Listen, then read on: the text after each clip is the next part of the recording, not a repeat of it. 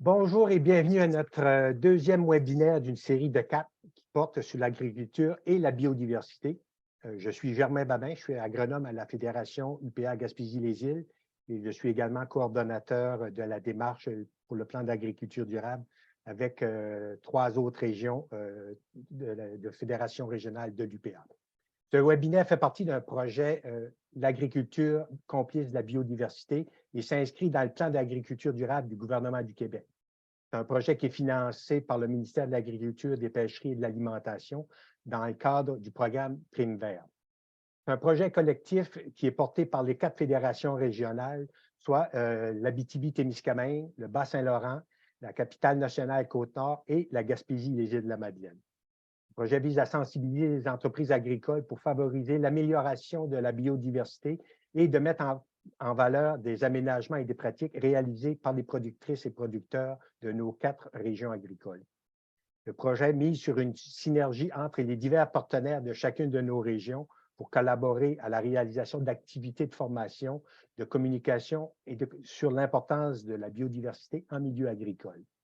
Le webinaire est enregistré pour un visionnement ultérieur et le visionnement sera disponible sur les sites web des fédérations régionales de l'UPA et également sur nos réseaux sociaux. Quelques consignes pour vous, les participants. Votre caméra et votre micro sont fermés. À la fin de chaque présentation, il y aura une période de questions. Si vous avez une question, nous vous invitons à utiliser l'onglet questions et réponses ou en anglais question and answer, QA. Et ou d'utiliser le bouton réaction pour lever la main. Nous vous donnerons la parole à ce moment et vous pourrez poser votre question de vive voix. Aujourd'hui, nous traiterons des milieux humides, des trésors insoupçonnés.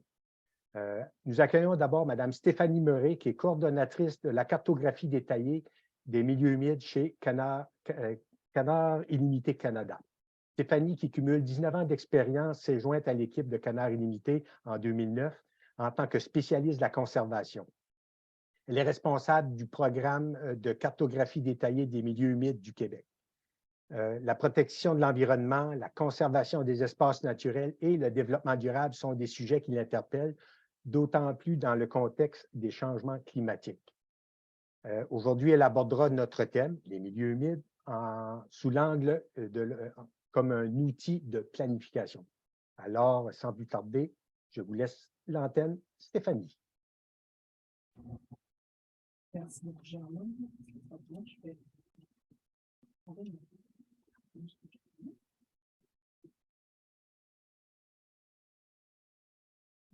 Merci.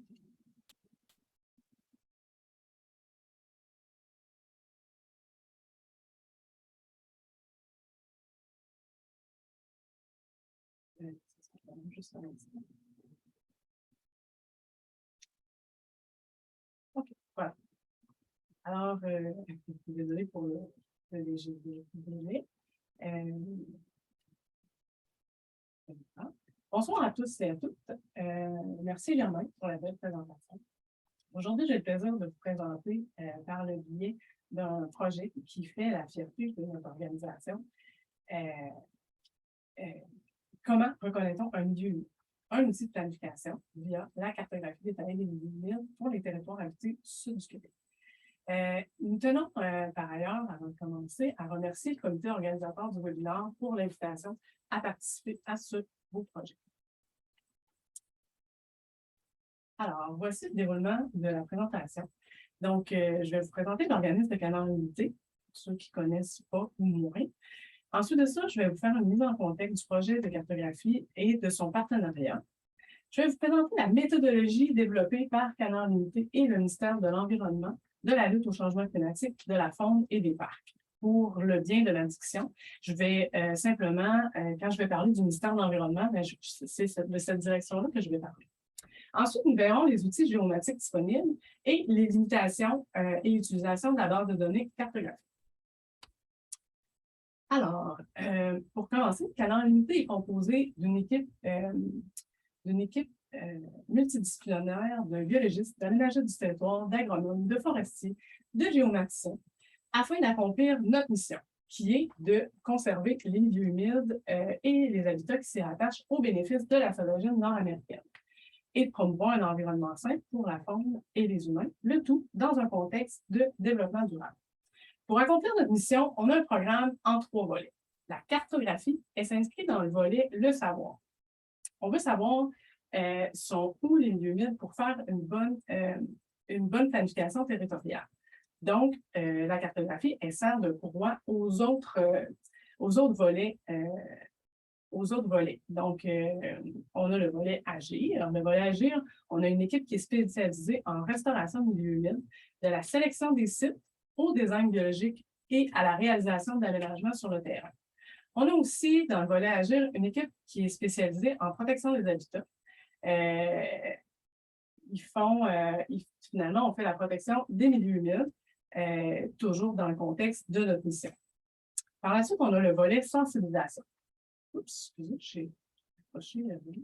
Excusez-moi. Voilà, je vais essayer de faire ça. Alors, par la suite, on a le volet sensibilisation. On a des activités de formation, d'identification des milieux humides, des activités de communication, des centres d'excellence dans les écoles secondaires. Au Québec, on en a 2. On a un centre d'excellence dans la région de la Capitale-Nationale et on en a un en Italie.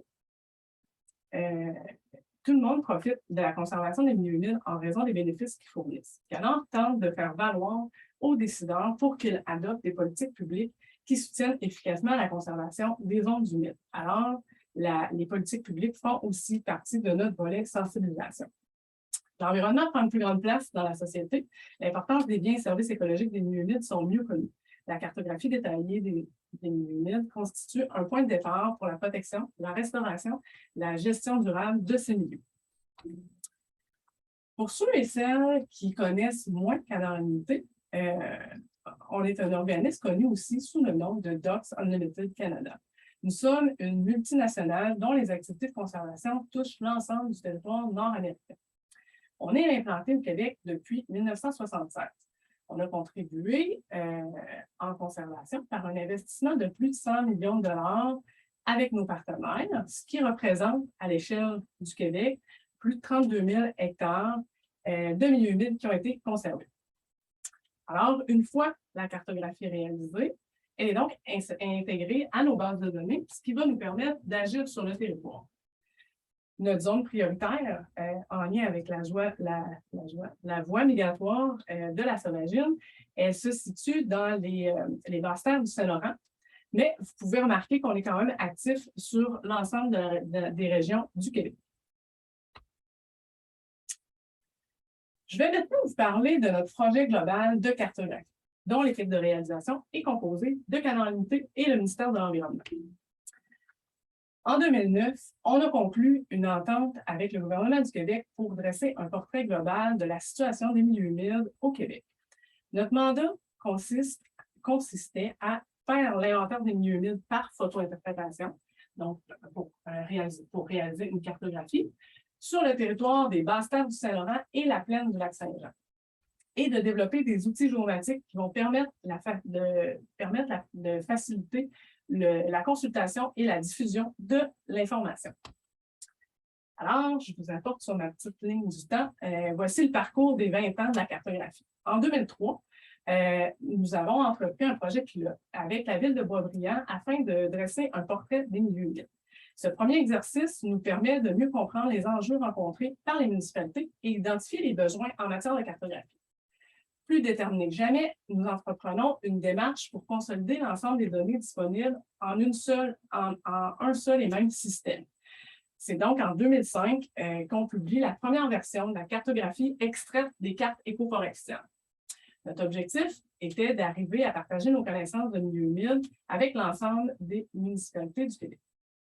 En 2006, nous amorçons la création des plans régionaux des milieux humides avec la cible ambitieuse de couvrir les 17 régions du Québec, les 17 régions administratives.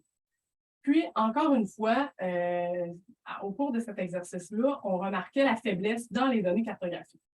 Tel que mentionné précédemment, en 2009 marque le début de notre grand partenariat avec le ministère de l'Environnement. Ensuite, en 2017, le gouvernement du Québec a reconnu l'importance des milieux humides en adoptant la loi sur la conservation des milieux humides et hydriques. Cette nouvelle loi vise à mieux encadrer les activités d'aménagement du territoire. Pour ce faire, est mise sur les plans régionaux des milieux humides et hydriques, que vous avez probablement entendu parler. Donc, chacune des MRC a le devoir de réaliser et de soumettre justement en juin 2023. Alors, avec l'adoption de la loi 132, le gouvernement a également mis en place une séquence d'atténuation pour minimiser les pertes et la dégradation des milieux humides. La séquence va comme suit, donc éviter la destruction, minimiser les impacts et si on est dans l'obligation absolue, de compenser la perte du milieu humide. Alors, la cartographie devient donc un véritable incontournable dans la gestion du territoire. Alors, le parcours initié en 2003 avec la ville de Boisbriand aura été jalonné de plusieurs étapes. En 2019, les efforts sont officiellement reconnus. Un fonds de restauration des milieux humides a été mis sur pied, pour nous permettre d'aller plus loin et d'obtenir des résultats. En 2023, notre grand projet se poursuit avec, pour territoire cible, les secteurs habités du sud du Québec. Projet. Alors, aujourd'hui, nous sommes très fiers de présenter notre grand projet comme suit. Donc, le territoire qui a été réalisé jusqu'à ce jour, qui est complété, se retrouve en vert. C'est une superficie de plus de 76 000 km². Ensuite de ça, notre grand projet, il touche actuellement à 74 MRC qui ont soit complètement ou en partie les données milieu humide. La zone orange, c'est les territoires qui sont en cours de réalisation actuellement. Et puis en gris, c'est les territoires qu'on veut développer dans les prochaines années. Selon nos données actuelles, 11,4 % du territoire cartographié en vert est couvert par des milieux humides. Ce grand projet-là, c'est un investissement de plus de 5 millions de dollars entre 2009 et 2022. La force du projet, c'est le grand partenariat. On compte à ce jour plus de 90 partenaires avec qui on a travaillé, dont des MRC, des municipalités, des organismes de bassin-versant, Conseil régional de l'environnement, différents groupes locaux, ainsi que les gouvernements provinciaux et fédéraux. Sans ce grand partenariat-là, cette acquisition de connaissances n'aurait pas été possible. Alors, les voici, nos 90 partenaires. La cartographie, c'est un projet qui est rassembleur. Nous tenons d'ailleurs à remercier tous ceux qui ont contribué de près ou de loin à notre succès. Alors, je vais maintenant poursuivre avec la classification des milieux humides et l'identification des milieux humides.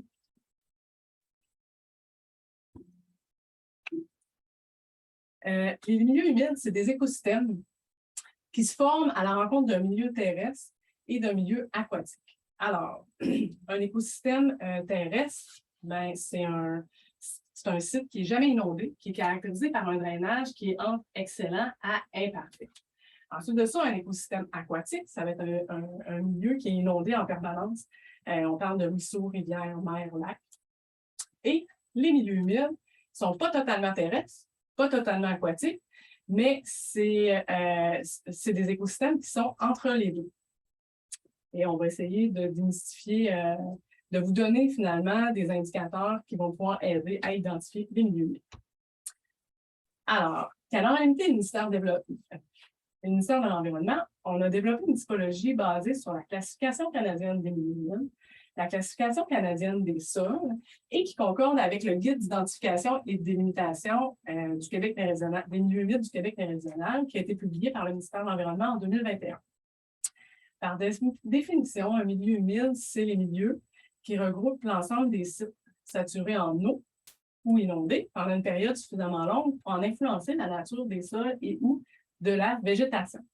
Cette définition-là est coïncide avec celle de la Loi sur la qualité de l'environnement, de l'article 46.0.2, pour ceux que ça pourrait intéresser, qui spécifie en plus que les milieux humides peuvent être d'origine naturelle ou anthropique. Les éléments clés que l'on retrouve dans nos définitions, ce sont l'eau, les sols et la végétation. Ces éléments clés-là sont primordiaux pour l'identification des milieux humides par photo-interprétation et aussi au terrain. À la lecture des informations, on a répertorié les milieux humides du Québec selon 7 classes de milieux humides qu'on va voir en image dans un instant. Le système de classification est propre au territoire québécois. Il nous distingue des autres provinces canadiennes qui se fient au système de classification canadienne des milieux humides pour catégoriser les milieux humides selon 5 grandes classes. On retrouve, voici un peu là, de quelle façon est divisé notre système de classification. Donc, on a les milieux humides qui sont sur sol organique. Donc, sur la terre noire, on a une accumulation de plus de 30 cm de matière organique. Ensuite de ça, on va avoir les milieux humides qui sont inondés en permanence ou quasi-permanence, qui sont sur un sol qui va être organo-minéral. Et par la suite, on va avoir les milieux humides qui sont sur un sol minéral, donc les prairies humides et les marécages que l'on va retrouver. Alors, mon objectif aujourd'hui, c'est pas de vous identifier tous les types de plantes que l'on retrouve dans chaque type de milieu humide, mais de comprendre les différences générales entre chacune de nos classes. Alors, si vous voulez bien, on va commencer avec l'eau peu profonde. C'est une étendue d'eau permanente, souvent stagnante, dont la profondeur de l'eau est de moins de 2 mètres en été. On remarque la présence d'une végétation qui est flottante et aquatique. Ensuite de ça, les marais. Nous, Canal Unité, on parle beaucoup de marais, on fait beaucoup de création de marais. Donc, les marais, c'est une présence de végétation qu'on dit qu'elle est émergente, donc les quenouilles, fait que les plantes, elles sortent de l'eau. Donc, les quenouilles, les rubaniers, les cyrpes sont un type de végétation qui est émergent. Le site, il peut être complètement ou partiellement inondé. Ensuite de ça, on a la prairie humide. La prairie humide, c'est une sous-classe des marais qui est visible par photointerprétation due à ses caractères physiques qui sont différents. C'est donc un marais avec une végétation graminoïde sur un sol qui va être minéral. La prairie humide est un type de milieu humide super dynamique. Souvent, on la retrouve en transition justement entre notre marais et notre marécage. Par exemple, en contexte avec le castor. J'ai un bel exemple là, de ça plus tard dans la présentation pour vous l'illustrer. Ou bien, dans un contexte où on a une friche agricole, donc qui n'est pas cultivée, on peut retrouver une prairie humide. Mais dans le cas où c'est un milieu qui est cultivé, qui est en culture, donc ce n'est pas une végétation naturelle que l'on retrouve sur le site. Le sol est remanié, donc on n'a pas nécessairement nos indicateurs pour identifier notre sol. Ces milieux-là ne se retrouvent pas dans la cartographie. Par la suite, on a les marécages. Donc, les marécages, on va avoir une dominance d'une végétation qui va être soit des arbustes ou arborescentes sur un sol qui est minéral avec un mauvais drainage. Donc, c'est des milieux qui peuvent être soit riverains, c'est-à-dire en bordure d'une rivière, ou bien qui pourraient être isolés, sont inondés de manière saisonnière. La photo qu'on a ici, elle a été prise au printemps. Donc, on peut voir que le site est inondé, il est plus que saturé d'eau, il est inondé complètement. Si on retourne au même site au mois d'août, par exemple, ben, probablement que même presque assurément, le site ne sera pas inondé comme ça. On n'aura pas nécessairement de traces d'eau. Donc, pour venir identifier notre milieu, on va se baser sur la végétation et sur les sols. Voilà. Les 3 prochains types de milieux sont les tourbières. Donc, elles ont pour caractéristique commune une accumulation de plus de 30 cm de matière organique. On va commencer avec nos tourbières ouvertes de type bog, donc ombotrophes. Ces tourbières-là, elles sont alimentées seulement par les eaux de précipitation. Il n'y a pas de cours d'eau dedans. Donc, c'est vraiment seulement les eaux de précipitation qui les alimentent. C'est une végétation qui va être dominée par des sphènes et puis des éricacées. Ensuite de ça, on va avoir la tourbière ouverte de type phène, minérotrophe. Minérotrophe qui nous rappelle le mot minéraux. Donc, elle est alimentée par les eaux de précipitation, mais aussi par les eaux d'écoulement, soit d'un ruisseau. On peut avoir un ruisseau de surface ou même un ruisseau qui va être souterrain.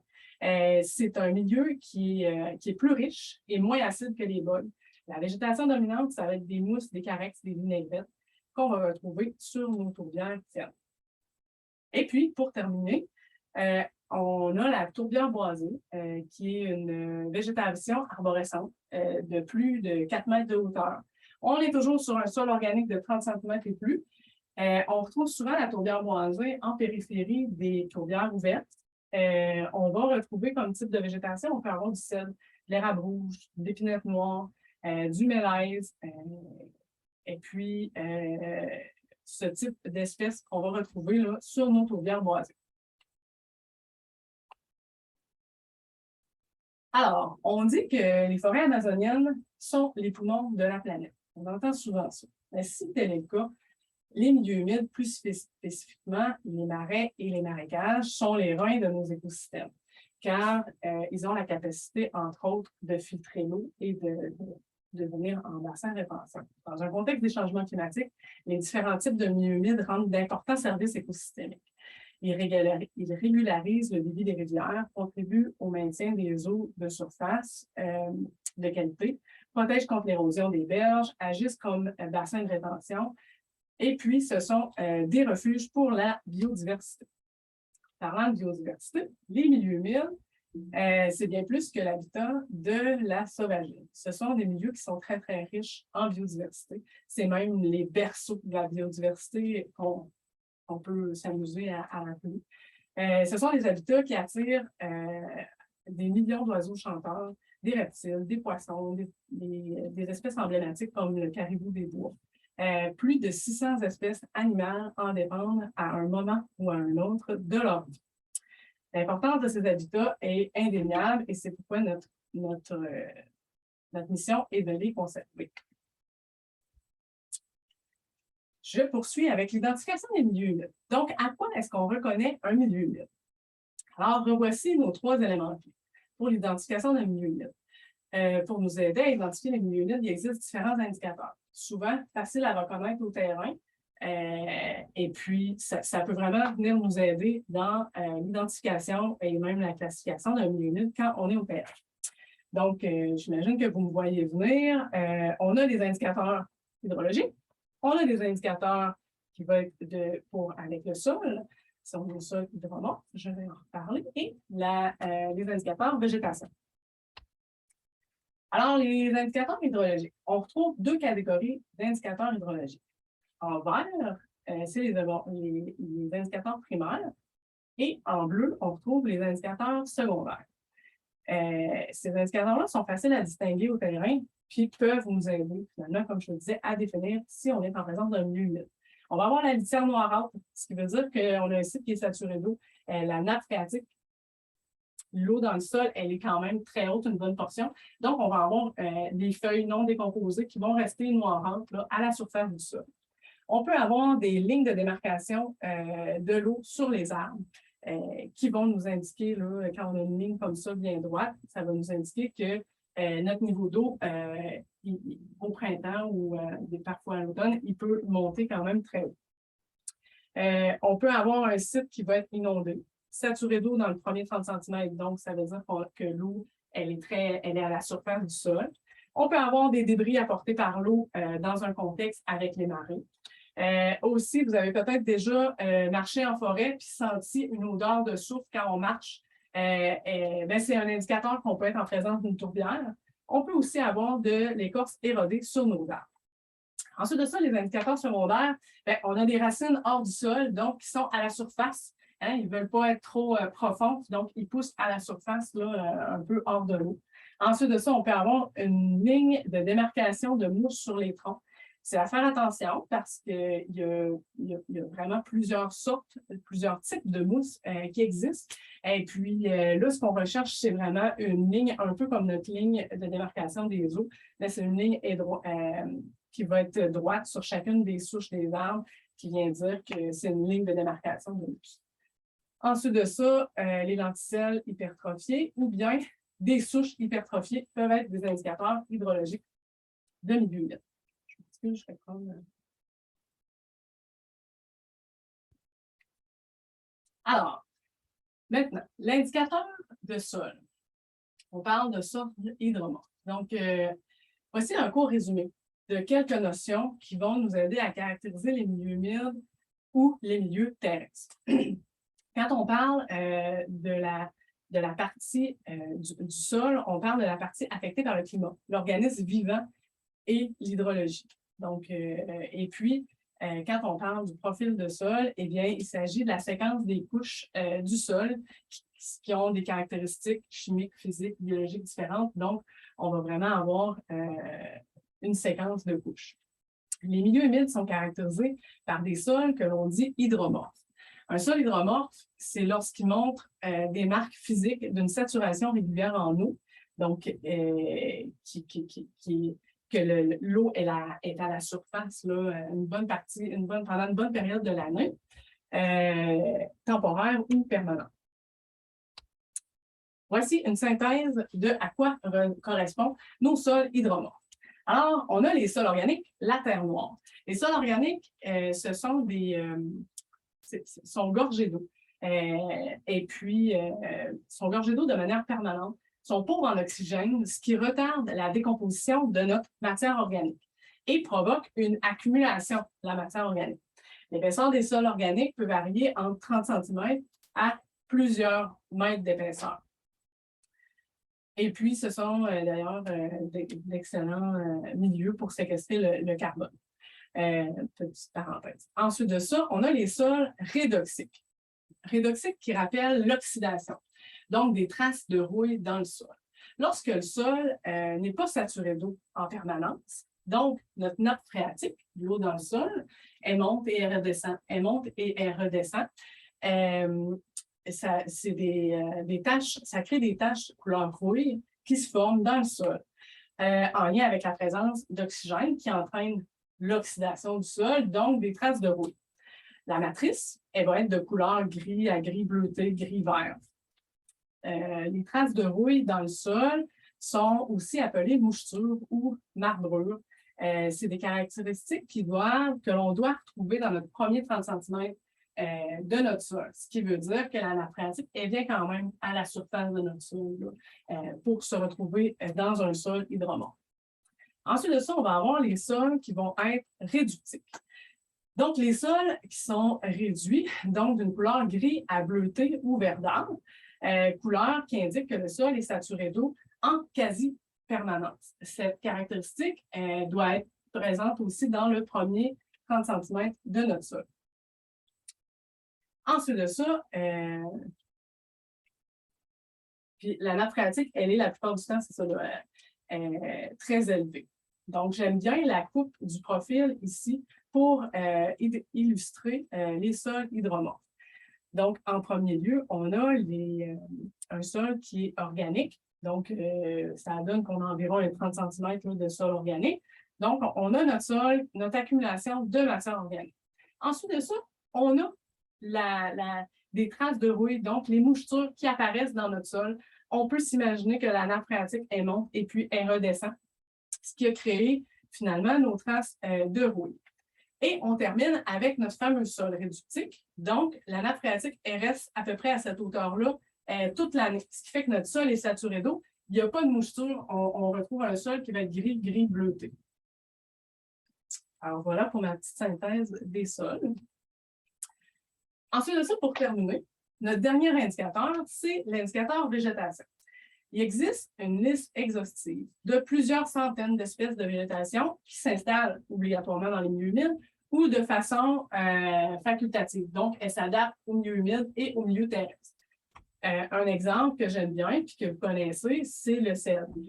On retrouve le cèdre parfois en milieu humide, en tourbière boisée, mais aussi on peut le retrouver sur le dessus d'une montagne, donc en milieu terrestre. Et puis, il va pousser très bien. Alors, le travail de photo-interprétation, que nous allons justement voir la méthodologie, en fait, un survol, doit tenir compte de l'identification des essences, mais aussi de la topographie et des autres indicateurs. Le photo-interprète doit pouvoir reconnaître sur les images le type de végétation que l'on retrouve. Ce qui veut dire que le cèdre n'égale pas nécessairement un milieu humide. Je vais prendre des images chez vous. Alors, nous voici je vais vous présenter un aperçu de la méthodologie de la cartographie détaillée des milieux humides par photo-interprétation, toujours de notre équipe de réalisation du projet global. Alors, cet impressionnant résultat s'appuie sur l'expertise de notre équipe de professionnels de milieux humides, des spécialistes en photointerprétation, géomatique, connaissances écologiques des milieux. On compte une équipe de 6 photointerprètes qui ont une formation en foresterie. Ils ont analysé plus de 3000 polygones de milieux humides à l'échelle de notre projet global de cartographie. Le travail de photointerprétation est réalisé en 3 dimensions à l'écran avec des logiciels spécialisés et puis nous utilisons les photos aériennes les plus récentes. Donc, on peut voir ici, mon collègue a des lunettes spéciales qui lui permettent de voir les images en 3 dimensions. Ce qui veut dire que c'est un peu le même principe qu'un hélicoptère à bulles. Donc, dans un hélicoptère à bulles, on peut demander à notre pilote de se rapprocher de la cime des arbres ou bien de remonter pour avoir une vue d'ensemble de notre milieu. Donc, on a des outils pour la photointerprétation, pour la prise de décision, qui nous permettent de mesurer la hauteur des arbres, de mesurer le niveau de pente, donc le dénivelé de notre terrain. On va avoir un outil aussi avec notre R minimal de photointerprétation pour nous aider à venir identifier le bon niveau de précision qu'on désire dans le projet global. Le photo-interprète, il travaille à l'échelle d'une grille de 2 km par 2 km. Il effectue vraiment un balayage systématique de l'ensemble du territoire en 3 dimensions. Il y a vraiment une analyse qui est faite là, pour l'ensemble du territoire. C'est une cartographie qui est vierge à la base et on délimite et classifie. On délimite à la main puis on classifie chacun des milieux humides que l'on retrouve dans la base de données. Chacun des milieux humides qui ont un aire minimale de plus de 0,3 hectares. On utilise différentes sources de documents pour nous aider dans notre travail, dont les cartes écoforestières, les milieux humides potentiels du ministère de l'Environnement, la pédologie d'IRDA, les placettes échantillons d'inventaire du ministère des Forêts, différentes caractérisations existantes selon les projets. Depuis 2021, on utilise les images LIDAR et les outils dérivés pour nous aider dans nos travaux. Ce sont des outils qui sont très, très puissants, mais qui possèdent aussi des limites. Donc, les photo-interprètes sont en mesure d'intégrer les connaissances issues de ces données-là à la cartographie. Puis, pour chaque polygone de milieu humide, il y a une table d'attributs qui est remplie avec la classe et puis différents attributs qu'on vient sélectionner. Au cours des années, on a survolé plus de 21 000 km afin de documenter des photos obliques. Donc là, ça, c'est vraiment pour avoir des photos obliques des milieux humides sur notre territoire d'étude. Les photo-interprètes vont se servir de ces photos-là pour valider certaines informations en lien avec le type de milieu humide et leur délimitation. Ça permet une meilleure connaissance du territoire. Exact. Par la suite, on a aussi des campagnes de validation terrain qui ont été réalisées en 2008 et 2022. Notre équipe a réalisé plus de 9000 points d'observation terrain pour documenter les milieux humides. Les étapes de planification de la validation terrain, c'est de réaliser un plan de sondage pour répondre à des questions des photo-interprètes et puis d'optimiser la cartographie à l'échelle de notre territoire d'étude. Pour chaque point terrain, il y a une fiche de documentation qui est remplie avec des critères d'identification des milieux humides au terrain qui va nous permettre d'uniformiser nos travaux à l'échelle du projet. Il ne s'agit pas d'une caractérisation complète, mais bien sûr d'une fiche d'information. Suite à la validation sur vol et à la validation terrain, il y a un deuxième balayage qui est réalisé pour intégrer les connaissances acquises lors du terrain et du survol à la base de données cartographique. Alors, je vous présente en rafale les étapes de photo-interprétation de notre projet. Donc, on fait un premier balayage complet de notre territoire d'étude. Ensuite de ça, on va avoir le survol aérien pour venir documenter nos milieux. On fait la campagne de validation terrain. Par la suite, il y a un deuxième balayage qui est fait pour intégrer les connaissances à la cartographie. Et puis, ensuite de ça, on a une base de données qu'on dit qu'elle est préliminaire. Et puis, on a une étape d'atelier de validation avec nos partenaires. Parce que pour chaque projet, on a des partenaires qui connaissent leur territoire. Donc, sont invités à une rencontre pour venir valider finalement la cartographie, où on peut présenter la cartographie. Et puis, c'est à cette étape-là, s'ils ont des caractérisations qu'ils peuvent nous partager, que là, on va les intégrer à la cartographie. On utilise ces données dans le but de bonifier la cartographie. En parallèle des ateliers, on a une étape d'harmonisation des données qui a été effectuée par le photo-interprète qui est au ministère de l'Environnement. L'harmonisation consiste à balayer la cartographie préliminaire pour valider la présence des milieux humides, la cohérence des limites tracées, ainsi que la classification du milieu dans le contexte géographique. À la suite de ces étapes, le photo-interprète de Canard ont réalisé un dernier balayage complet du territoire afin de considérer les commentaires émis dans un souci d'uniformisation du projet. Alors, maintenant, les outils, non, excusez, pas les outils, les limites de la cartographie, même si je suis très fière du produit qu'on a réalisé, il comprend quand même certaines limites que je pense qu'il est important d'exposer. Donc, entre autres, comme limite, c'est la disponibilité des photos les plus récentes. C'est sûr que si on a des photos qui datent des années 2000, on n'a pas les photos les plus récentes. Les milieux humides sont très dynamiques. J'ai un exemple un peu plus loin. Et puis, c'est de là que la disponibilité de la photo en fait une limite. Ensuite de ça, la photo-interprétation des milieux humides, l'aire minimale de photo-interprétation, c'est 0,3 hectares. Donc, on ne retrouve pas dans la base de données de milieux humides qui ont moins de 0,3 hectares. Ensuite de ça, la validation sur le terrain, c'est seulement un échantillon qu'on valide. On ne valide pas l'ensemble des sites. Il y a environ 5 du territoire des milieux humides identifiés qui sont validés au terrain. Et puis, la cartographie, elle ne remplace pas l'obligation de procéder à une visite au terrain. Alors, quand je parle d'aire minimale, ici, on a 3 polygones qui ont environ 0,3 hectares. C'est des marécages. En orange, on a une prairie humide.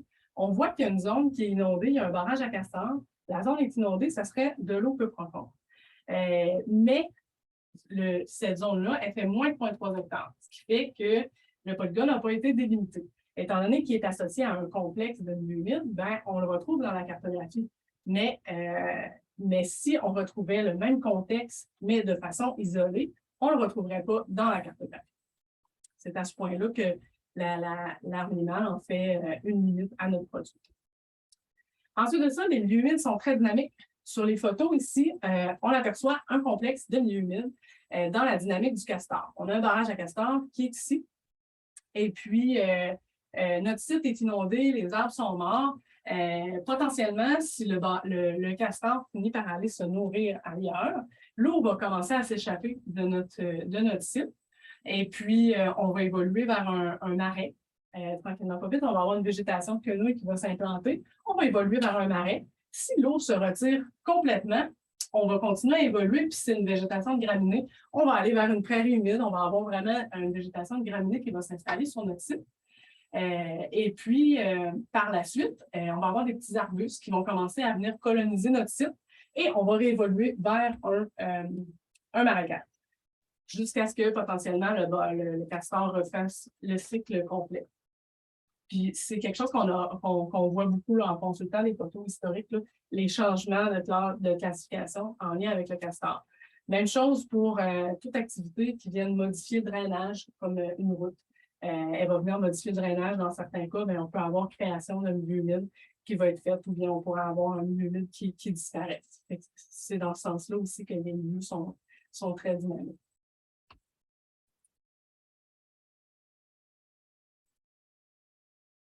Alors, les outils géomatiques de la cartographie détaillée. Une fois la base de données complétée, on effectue une série d'outils géomatiques pour nos partenaires. Donc, on documente les pressions que l'on retrouve pour donner un portrait des milieux humides. On observe aussi l'ampleur de ces pressions-là. Par exemple, si on a une route qui vient traverser un milieu humide, l'ampleur va être plus forte que si la route contourne le milieu humide. C'est important de spécifier qu'il n'y a pas d'étape de terrain. C'est vraiment une étape qui est faite de façon visuelle. Il n'y a pas de validation qui est associée, de validation terrain qui est associée à cette étape-là. C'est vraiment pour nous donner un portrait de l'état des milieux humides que l'on retrouve sur notre territoire. On documente 11 types de pression, donc le réseau de transport, les activités récréatives, résidentielles, les coupes forestières, les lignes de transmission électrique, les activités agricoles, industrielles ou commerciales, le remblayage, le creusage, le drainage et les espèces envahissantes. Donc, ça se retrouve dans la base de données de cartographie. Ensuite de ça, on a créé une couche d'informations que l'on nomme les complexes de milieux humides, qui regroupent en une seule et même entité les milieux humides qui sont à moins de 30 mètres les uns des autres. Le tout pour les rassembler en un seul et même tenant. Les complexes de milieux humides sont utilisés pour effectuer un portrait et des analyses sur le territoire. Nous, Canard Limité, dans un contexte de Solagine, on va effectuer des analyses spatiales pour déterminer les sites potentiels pour le canard. Mais les partenaires du gouvernement, les municipaux, les organismes de bassin versant peuvent avoir d'autres besoins. Donc, ils peuvent intégrer leurs propres ingrédients dans la machine à biscuits pour en faire ressortir leurs analyses. Le fruit de ce travail-là, rigoureux, tant au bureau que sur le terrain, est désormais accessible en ligne. Donc, via le site de Canard Limité, vous pouvez consulter la carte interactive des milieux humides, dans laquelle on retrouve les polygones de milieux humides avec une table d'attributs avec le type de milieu humide, la classe qu'on retrouve, le type de données, document qui a été utilisé, la superficie. On retrouve aussi des photos qui ont les meilleures photos qu'on a prises au terrain et par survol aérien, on les retrouve dans la carte interactive. Les informations sont également accessibles par le biais du portail de données Québec, du gouvernement du Québec, pour téléchargement. Ces outils-là, qui sont disponibles en ligne, sont mis à jour une fois par année. Donc, sur une base régulière, mais une fois par année, à l'automne, nos outils sont mis à jour. Alors, quelques chiffres. J'ai vraiment eu le goût de vous inonder de statistiques, mais j'aurais fait cette occasion-là dans un autre contexte. Là, je vais pouvoir regarder ça peut-être avec Germain plus tard. Mais je vais seulement me permettre de vous présenter une statistique sur le territoire d'études, donc les milieux humides qu'on a identifiés jusqu'à présent, et la zone agricole, qui, on le sait, comprend des zones qui ne sont pas nécessairement cultivables. Alors, la zone agricole, elle est d'une superficie de 44 000 km². Donc, la zone agricole qui est comprise dans notre territoire d'études, elle est d'une superficie de 44 000 km². La proportion du territoire d'études du projet global qui est en zone agricole, c'est 58 % de notre territoire qui est en zone agricole. Mon petit tableau. Alors, de ça, la proportion en milieu humide, qui est dans la zone en jaune, est de 13 %. Donc, 13 % des milieux humides qu'on a identifiés à la base de données se retrouvent dans la zone agricole. Et de ça, on a presque 10 %, 9,9 finalement, de ces milieux humides-là qui sont finalement des milieux qui sont boisés, soit des marécages ou des tourbières boisées. Je ne veux pas tirer de conclusion, mais je voulais juste présenter un peu de chiffres dans le fond. Souvent, on ne va pas nécessairement cultiver dans l'eau peu profonde, donc c'était plus en lien avec ce type de statistiques. Alors, il me reste 5 minutes. Pour conclure, j'aimerais vous présenter un exemple de projet cohabitation agriculture-faune par Canard Limité avec ses différents partenaires locaux. Je vais donc reprendre les 3 axes principaux du programme de Canard Limité, c'est-à-dire savoir, agir et sensibiliser. Donc, on va se déplacer en Outaouais. C'est la beauté du virtuel. Bref, en 2017, on a réalisé un projet de cartographie détaillée de milieux humides qui couvre les basses terres de l'Outaouais. Je vous présente ici la vallée de la rivière des Outaouais, qui est une belle réussite de Canard. Dans le cadre du volet Agir, la protection et la restauration, nos équipes de protection et de restauration des milieux humides sont actifs tous les deux sur le tronçon en question. En bordure de la rivière des Outaouais, sur 50 km entre Gatineau et Plaisance, c'est une superficie de 5 700 hectares qui ont été conservés par notre équipe d'experts de protection des milieux humides et leurs partenaires. J'aimerais ça attirer votre attention sur le secteur de Lanty, ici en rouge. Alors, je vais vous expliquer la carte dans un instant, Suite à la cartographie, et ouais, c'est ça. Et à l'acquisition de notre équipe de protection, notre équipe de restauration a identifié un site potentiel à restaurer. Travaillant de pair avec l'UPA et les agriculteurs de l'Outaouais, on nous a exposé une problématique avec l'hivernage du Canada, qui se nourrit dans les champs qui sont en culture. Nous avons donc désigné un aménagement en territoire agricole permettant la restauration d'un milieu humide existant. Donc, on va restaurer un milieu humide existant qui était identifié à la base par la cartographie qu'on a réalisée en 2017 sur le territoire de l'Outaouais. Et puis, suite à la restauration, on va aussi fournir un pâturage de qualité aux agriculteurs locaux. Le secteur est caractérisé, c'est en bordure de la rivière de l'Outaouais, je l'ai dit, c'est caractérisé par une morphologie de creux et de bosses. Donc, notre aménagement de marais va se retrouver dans les creux et les pâturages sur les dessous. Ensuite, nous sommes soumis au processus d'autorisation du ministère de l'Environnement et, entre autres, aussi de la CPTAQ. Comme mentionné précédemment, la carto, c'est un outil de travail et elle n'a pas de valeur légale. Donc, la première étape, ça a été d'aller valider nos travaux de cartographie sur le terrain afin de s'assurer que nous allions respecter les milieux humides qui sont déjà en place. Alors, je vous explique la carte. Donc, ce qu'on retrouve en vert et en jaune, les taches finalement qu'on retrouve, c'est les milieux humides qui avaient été identifiés par la cartographie. Ici, on a des lignes d'inventaire qui ont été tracées. J'ai eu la chance là, de participer là, à cette activité-là. On a fait les points qui correspondent à des points de terrain qui ont été réalisés. Les points en rouge, c'est des milieux terrestres, donc qui sont non humides. En orange, il s'agit d'une prairie humide. Donc, on a identifié les limites.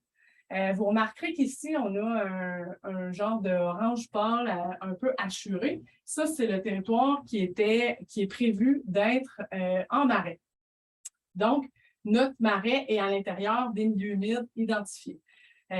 On a fait certaines modifications à la cartographie pour s'assurer. Dans certains cas, ici, on a des zones qui sont non humides, fait que la cartographie, elle a été modifiée suite à cet inventaire terrain-là. Je pense que j'ai tout dit au niveau de la carte. Je vais maintenant vous présenter le secteur en rouge de l'aménagement. Donc, alors, le voici l'aménagement qui consiste de façon générale à maintenir le niveau d'eau dans le but de restaurer le marais. Notez que l'aménagement a été réalisé à l'automne 2021 et que cette image-ci fut prise au mois d'avril, donc au mois d'avril 2022, donc le printemps suivant l'aménagement. La mise en eau, elle s'est faite de façon naturelle, si on peut dire, par la fonte des neiges et les précipitations. Et prochaine image. Alors, en septembre 2022, donc la végétation s'est installée et a évalué très rapidement en l'espace d'une saison. Donc, voici l'image qui a été prise à l'automne 2022 de notre aménagement.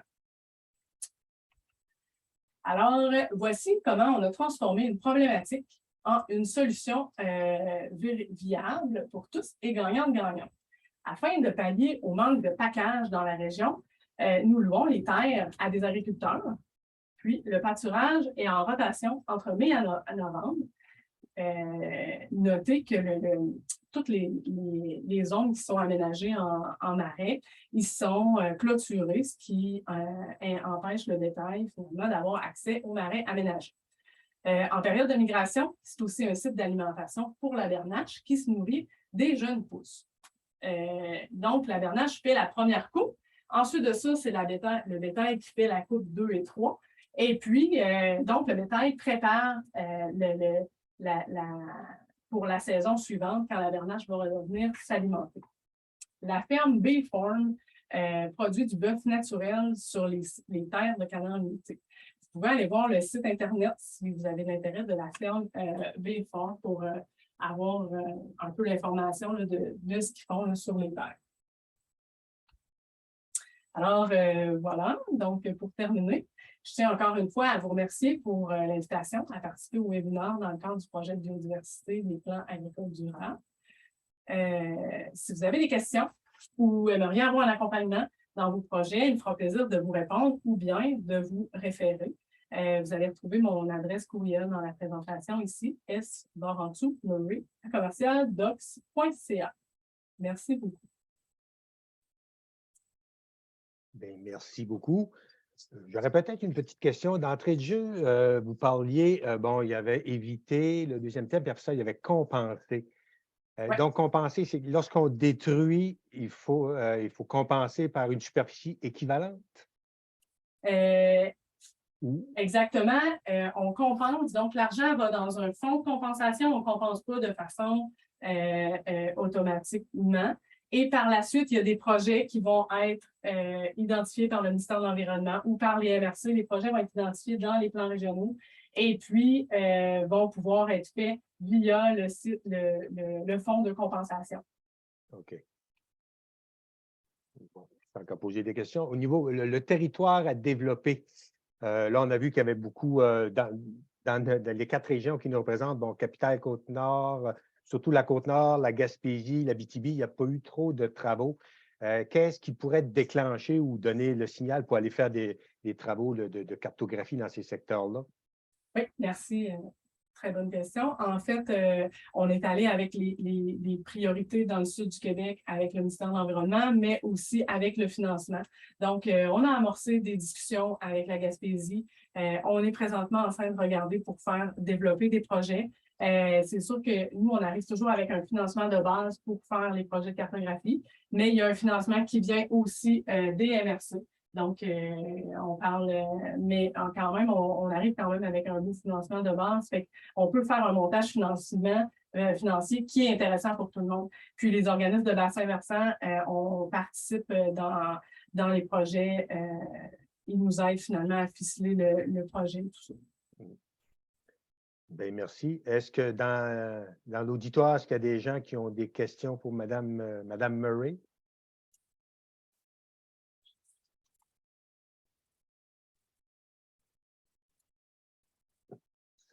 Que non. Moi, je vois une main levée. Christian Besnier, vas-y.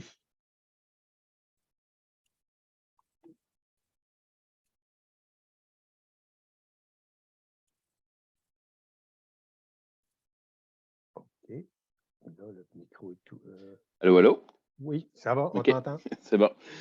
Dans le fond, c'est au niveau de la disponibilité des données. Est-ce que vous avez dit que c'était sur Données Québec? Exact. Et puis, est-ce que c'est en couche dans forêt ouverte ou c'est. Non, je dis non, là. Ça se peut qu'elle ait été intégrée, là, mais il faut vraiment aller sur Données Québec. Si on tape milieu humide canard limité dans Google, exemple, Ouais. il va nous sortir Données Québec, puis vous allez arriver sur la page. Puis là, vous pouvez télécharger en format shapefile ou géodatabase. OK. Merci. Bien. Est-ce qu'il y a d'autres questions?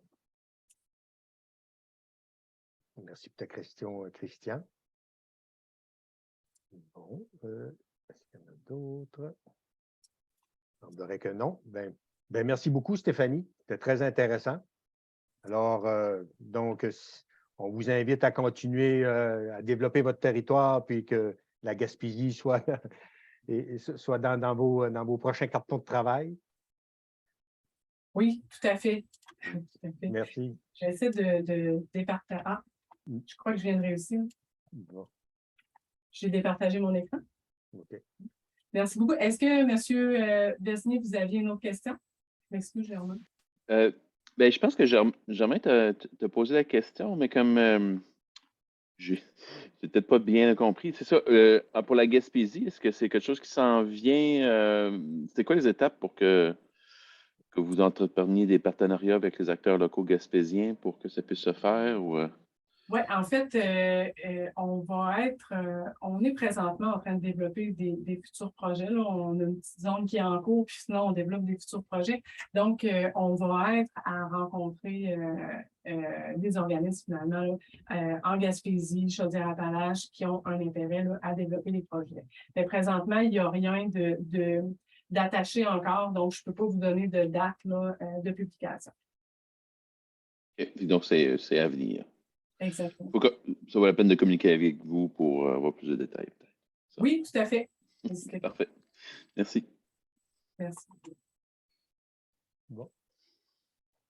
OK. Il y a une question dans le chat d'Andrea. Pour la BTB-Témiscamingue, est-ce que vous planifiez des projets éventuellement?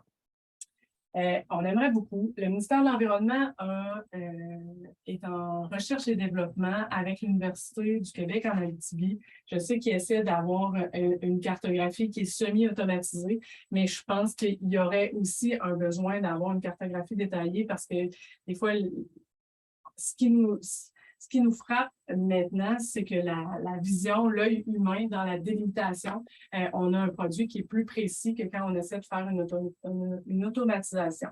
Mais présentement, on n'a pas encore commencé de développement dans ce secteur-là. Mais ça va être à venir. Puis c'est un secteur qui est super intéressant pour Canon aussi. Est-ce qu'on a d'autres questions? Marjolaine Bernier-Leduc. Oui, j'ai une petite question pour. Est-ce que vous m'entendez? Oui, vas-y. Oui, OK. Dans le fond, le projet que tu as présenté, Stéphanie, qui était comme vraiment agricole, là, est-ce que tu peux nous donner une échelle de temps à partir du moment où vous avez commencé à caractériser le milieu jusqu'à la réalisation des aménagements? Oui, la réalisation de l'aménagement, c'est pas tellement long, mais ce qui a été plus long, c'est les autorisations. On a eu une démarche à faire aussi au niveau de la CPPAQ pour démontrer qu'on allait vraiment travailler dans ce qui était déjà identifié humide. Donc, à ce niveau-là, on a eu des délais supplémentaires au niveau des autorisations. On parle quand on a commencé le projet avec le terrain, on parle d'un 2 ans. Mais ce n'est pas toujours le cas là, pour des projets. Celui-là est un peu spécial. OK. Bien, merci. Merci. Encore des questions? Il n'y a rien dans le chat. Bien, merci beaucoup, Stéphanie. Très intéressant. Merci à vous. Bonne continuation. Merci. Bon, OK. Pour notre deuxième présentation, nous aborderons la gestion intégrée de l'eau par bassin versant. Pour ce faire, nous accueillons des représentantes du Conseil de l'eau Gaspésie-Sud et de l'organisme de bassin versant Matapédia-Restigouche. Nous avons Mme Julie Leblanc, qui est biologiste de formation. Elle œuvre depuis près de 15 ans dans le domaine de la conservation des milieux humides et elle est directrice générale du Conseil de l'eau Gaspésie-Sud depuis 5 ans. Il est accompagné de Mme Catherine Dutil-Gasse, qui est biologiste de formation et fraîchement diplômée d'une maîtrise en environnement et développement durable. Elle est chargée de projet depuis 1 an au Conseil de l'eau Gaspésie-Sud. Enfin, pour l'organisme des bassins versants Matapédia-Restigouche, nous avons Mme Rebecca Gagnon, qui est adjointe à la direction et conseillère en environnement, volet technique et responsable des suivis environnementaux. Sans plus tarder, mesdames, je vous laisse la parole. Merci, Germain. Vous m'entendez bien? Oui. Très bien, ça va. Parfait. Bien, j'ai le plaisir d'introduire cette seconde présentation qui s'intitule La gestion intégrée de l'eau par bassin versant, des bénéfices pour tous. Et puis, le tout a une durée d'environ 15 minutes, donc c'est assez léger comme présentation. Donc, 5 points seront abordés dans cette présentation. Le premier point, les organismes de bassin versant du Québec, qui sont-ils? En point 2, le Conseil de l'eau Gaspésie-Sud et l'organisme de bassin versant Matapédia-Restigouche, qui sommes-nous? Un bassin versant, c'est quoi? Les milieux humides en milieu agricole et pour clore le tout, l'aide des OBV pour le milieu agricole. Donc, pour débuter, qui s'assure de la gestion intégrée de l'eau au Québec? Eh bien, ce sont les organismes de bassin versant. Les organismes de bassin versant, on est là pour mettre en œuvre la gestion intégrée de l'eau et concertée de l'eau par bassin versant sur des unités hydrographiques qui varient de près de 1000 km² à 165 000 km². Et ce territoire-là, on appelle ça une zone de gestion intégrée de l'eau par bassin versant. Et tout ça, ça tient compte des principes de développement durable. Il existe au Québec 40 organismes de bassin versant. Ils font tous partie du regroupement des organismes de bassin versant du Québec.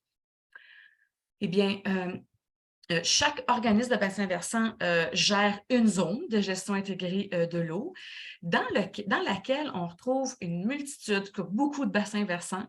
Puis cette notion-là vous sera présentée un petit peu plus tard là, par l'une de mes collègues.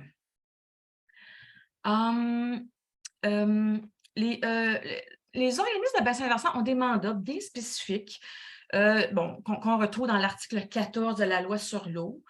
Ces mandats-là sont de coordonner une table de concertation avec une représentation qui est équilibrée des utilisateurs intéressés puis des divers milieux qui sont concernés. Par exemple, d'acteurs impliqués dans les tables de concertation, bien, on a les entreprises agricoles. On est là aussi pour coordonner l'élaboration d'un plan directeur de l'eau et sa mise à jour subséquence. On est actuellement en mise à jour de tous les plans directeurs de l'eau du Québec. On est là aussi pour mobiliser les utilisateurs de l'eau et du territoire pour favoriser la mise en œuvre du plan directeur de l'eau, notamment en faisant sa promotion. Et on est là aussi pour coordonner les exercices de suivi puis d'évaluation du plan directeur de l'eau. Qu'est-ce qu'un plan directeur de l'eau?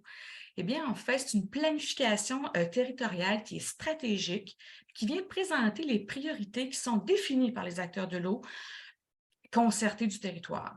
On y retrouve aussi dans ce document-là des objectifs que les acteurs souhaitent atteindre pour la conservation durable des ressources en eau. Et tout ça, ça inclut bien entendu les milieux humides. Et ça, c'est pour consolider les usages actuels et futurs de l'eau que l'on veut pérenniser. Donc, la gestion intégrée, c'est quoi?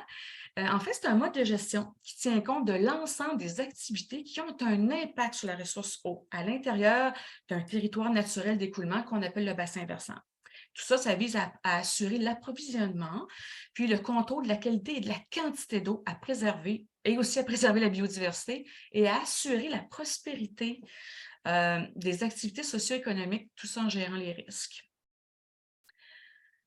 Donc, qui sommes-nous, les présentateurs de cette présentation?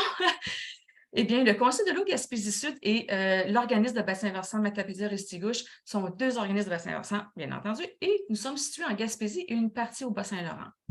Le Conseil de l'eau est l'OBVMR, l'acronyme de l'organisme de bassin versant Matapédia-Restigouche. On a pour mission de promouvoir puis d'encadrer la gestion intégrée de l'eau, tout ça dans une perspective de développement durable dans la partie québécoise du bassin versant de la rivière Restigouche pour l'OBVMR et des bassins versants du territoire sud de la Gaspésie pour le Conseil de l'eau Gaspésie-Sud. Donc, juste un petit survol pour vous présenter nos territoires respectifs. La zone de gestion intégrée de l'eau du sud de la Gaspésie, Gaspésie-Sud, elle a quand même une grande superficie. Elle est de 12 169 km². On a des beaux bassins versants de rivières à saumon et autres plus petits bassins versants. Et là, ça débute, en fin de compte, à l'ouest, à partir de la rivière Nouvelle, jusqu'à la limite de la rivière Malbaie, qui est située à l'est, tout près de Percé. Donc, les milieux humides font vraiment partie intégrante des bassins versants. On en retrouve un peu partout. Donc, on en retrouve bien entendu sur les terres agricoles. Puis on le voit bien sur cette situation-là sur la carte du sud de la Gaspésie. On voit que lorsqu'on regarde tout ça, qu'il y a des milieux humides chevauchent, on peut dire, ou se retrouvent sur les terres agricoles qui sont situées pour notre territoire le long de la côte de la baie des Chaleurs. Puis, ce qu'on trouve en plus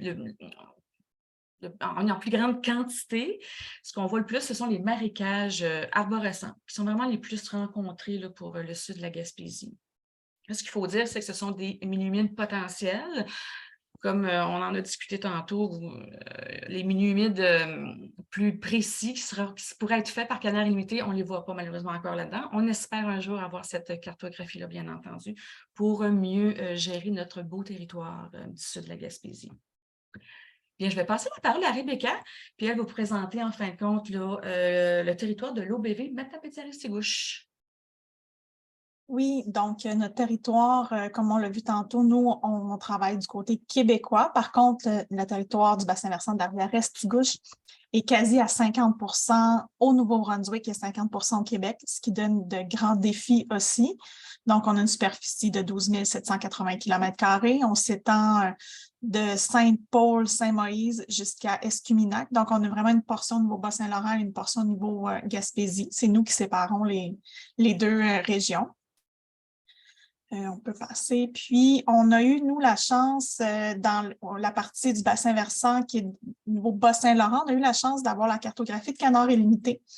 Donc, vous pouvez voir vraiment dans le haut de la carte, on a beaucoup, beaucoup plus de milieux humides potentiels parce qu'il y a eu un travail de fait. On les voit plus surtout. Donc, on peut voir la différence. Puis, comme vous pouvez voir, la taille moyenne est d'environ 6 hectares. Donc, c'est quand même considérable là, comme milieu humide. Puis, on a remarqué que la gestion intégrée, ça se fait par bassin versant. On parle énormément de bassin versant. Donc, je vais laisser Catherine vous expliquer qu'est-ce qu'un bassin versant. Bonjour, donc c'est moi Catherine, je vais prendre le relais pour la prochaine partie. En fait, un bassin versant, c'est quoi? On mentionne ce mot-là depuis tantôt, là, je vais enfin pouvoir vous en parler un petit peu plus. Un bassin versant, c'est une unité géographique naturelle dont les limites sont déterminées par les crêtes des montagnes et les dénivellations du terrain, qu'on appelle la ligne de partage des eaux. Chaque goutte d'eau qui va tomber à l'intérieur d'un bassin versant, elle va atteindre à la fin de son parcours le même exutoire. Un bassin versant, c'est un écosystème qui inclut autant les eaux de surface que les eaux souterraines. Les cours d'eau, les lacs, les milieux humides, ils font tous partie d'un bassin versant. C'est pourquoi le bassin versant constitue la meilleure entité pour une gestion globale et intégrée de l'eau. Donc, comme on voit ici, il y a un cours d'eau qui est pointé, il y a un milieu humide qui est encerclé, autour, il y a de la forêt, il y a des cultures. Tout ça, ça se retrouve dans un même bassin versant. Dans un bassin versant, la circulation de l'eau est influencée par des paramètres naturels, par exemple le relief, le type de sol, le climat et les saisons et la végétation aussi. Puis, les diverses utilisations du territoire puis les activités humaines, ils ont aussi un grand impact sur la qualité de l'eau dans un bassin versant, par exemple les aménagements urbains, industriels et agricoles. Comme on peut le voir un peu sur le schéma, tout ça, en fait, finit par se retrouver à un même point, puis ça influence vraiment grandement ce qui est dans le bassin versant. Par exemple, les contaminants qui sont rejetés dans l'environnement, qui vont être dus aux activités humaines, peuvent facilement être transportés sur des distances très importantes par le ruissellement de l'eau. Puis, ça va venir contaminer une grande partie du bassin versant. L'impact de l'utilisation du territoire puis des activités humaines, en fait, elle va se faire sentir jusqu'à l'échelle du bassin versant en entier. Bon, là, on va passer à cette partie-là, les milieux humides en milieu agricole. Les milieux humides sont bel et bien présents en milieu agricole, puis il faut donc apprendre à bien les connaître pour apprécier leurs incroyables bienfaits. Parce que oui, les milieux humides, ils ont beaucoup de bienfaits. Pourquoi on voudrait conserver un milieu humide en terre agricole? Les milieux humides, ils rendent de nombreux services écosystémiques, dont plusieurs, en fait, peuvent s'appliquer à l'agriculture. Par exemple, ici, on a le contrôle de l'eau. Les milieux humides, ils permettent d'accumuler les surplus d'eau, ce qui va permettre aussi d'avoir de l'eau disponible durant les sécheresses, de libérer l'eau lentement dans l'environnement pour limiter les dommages des inondations, puis aussi de recharger les nappes d'eau souterraines. Les milieux humides, ils favorisent le maintien de la biodiversité. Ils vont procurer des habitats pour les oiseaux, les insectes, les mammifères, les amphibiens, les reptiles aussi. Puis, ils sont riches en espèces végétales. Les milieux humides, ils vont permettre d'attirer de nombreux insectes, dont les pollinisateurs qui sont vraiment super importants pour en agriculture. Puis, ils vont attirer aussi des oiseaux insectivores qui peuvent venir aider pour le contrôle de certains insectes dans les cultures. Et là, c'était la fin pour moi. Je vais maintenant passer la parole à ma collègue Rebecca pour le reste de la présentation. Donc, pourquoi conserver un milieu humide en terre agricole? On sait les arbres, la végétation, naturellement autour d'un milieu humide, il y a des herbacées, des arbustes, des arbres. Cette végétation-là permet de prévenir un réchauffement excessif en fournissant de l'ombre au milieu humide et hydrique, donc milieu hydrique, à nos cours d'eau. Puis ainsi protéger le sol et les cultures contre l'action du vent et l'érosion de l'eau. Tu peux changer, Catherine? Oui. La filtration des sédiments et des substances toxiques, Catherine elle nous l'a dit tout à l'heure, un contaminant va agir sur tout le bassin versant souvent. Donc, nos milieux humides peuvent être utilisés pour que cette eau-là soit filtrée, donc par différentes sortes de plantes, des bactéries, des micro-organismes, puis elle sort du milieu humide beaucoup plus propre qu'à son arrivée. Les contaminants issus de produits agricoles, entre autres, sont donc traités en partie dans le milieu humide avant d'être lessivés ailleurs dans l'environnement. Et dans les cours d'eau, bien sûr. Les milieux humides, par exemple, les marais, peuvent même traiter les eaux usées lorsqu'il y a des installations nécessaires. Donc, pourquoi le conserver en terre agricole? Mais on a chiffré l'importance de nos milieux humides, donc la valeur économique d'un milieu humide. Donc, les services rendus d'un milieu humide sont, par exemple, la dépollution des eaux, la régulation des crues ou la pollinisation d'un seul hectare de terrain en milieu agricole équivaut à environ 11 203 $ par année. Donc, il y a certains écologistes qui trouvent que cette estimation-là est même sous-estimée. Donc, c'est un travail qu'on avait fait dans un autre projet au niveau avec la ville d'Amqui. Donc, un seul hectare de terrain de milieu humide équivaut à 11 203 $. C'est ce que ça coûterait avoir une usine de filtration pour filtrer ce que le milieu humide nous donne. Les principales causes de destruction, de dégradation des milieux humides, on le sait, donc le drainage, le remblayage, les perturbations lors d'aménagement du territoire à des fins agricoles, forestières, de développement et de construction de routes. Donc, on en voit beaucoup aussi en milieu urbain, il ne faut pas les oublier. Comment on peut, nous, accompagner les agriculteurs, les entreprises agricoles? Il y a certains OBV qui offrent des services de délimitation de milieux humides, la restauration des milieux humides, la plantation de bandes riveraines, l'implantation de haies brise-vent, le contrôle des plantes exotiques envahissantes et bien d'autres.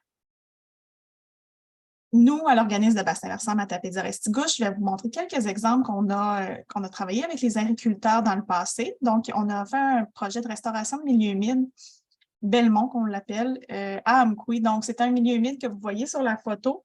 Les animaux allaient dans ce milieu humide-là. Donc, on a fait le retrait des animaux, puis on a restauré complètement le milieu humide. Il y a eu des affiches d'installer, un belvédère pour observer les oiseaux aussi. On sait que dans nos plans directeurs de l'eau, les plans agricoles sont inclus. On a aussi fait, dans les années dernières, des cahiers pour les agriculteurs du sud du lac Matapédia. Donc, chaque agriculteur a un cahier qui lui donne tous ses défis, mais aussi tous les bons coups qu'il fait au niveau de l'eau. Puis, il y a eu énormément de bandes riveraines et de cours d'eau protégés dans ce projet-là. On a aussi créé un guide qui s'appelle le guide pratique la réduction de l'érosion aux champs et aux berges, qui a été remis à tous les agriculteurs du bassin versant. Donc, les agriculteurs de la MRC de la Matapédia, les agriculteurs de la MRC d'Avignon. Ce guide-là est disponible d'ailleurs sur notre site Internet. Donc, il est maintenant accessible pour tous en version web. Donc, on vous remercie pour votre écoute, puis j'espère que ça va vous porter à réfléchir, puis à vouloir faire de nouveaux projets dans la gestion de votre territoire agricole. Bien, merci, mesdames.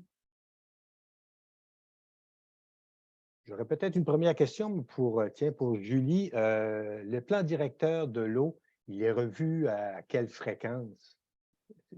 C'est un document qui est en vigueur, si on peut dire, pour une dizaine d'années, pour 10 ans. Donc, il est revu ou là, actuellement, il est en mise à jour.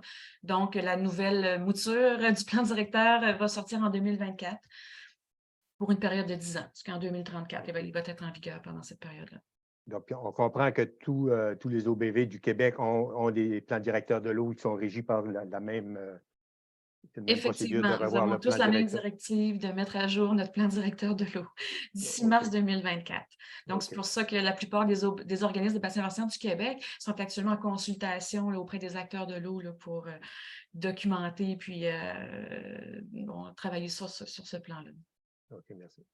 Peut-être une question pour Rebecca. Bon, vous avez parlé tantôt que les bassins versants de Matapédia-Restigouche, il y a une partie là, que les cours d'eau viennent du Nouveau-Brunswick. Je pense que l'Abitibi doivent avoir la même chose avec l'Ontario. Est-ce que... Regardez les Outaouais, oui. OK. À ce moment-là, vous travaillez de votre côté, puis s'il ne se passe rien de l'autre côté, il peut y avoir des impacts. Comment que vous pouvez gérer ça?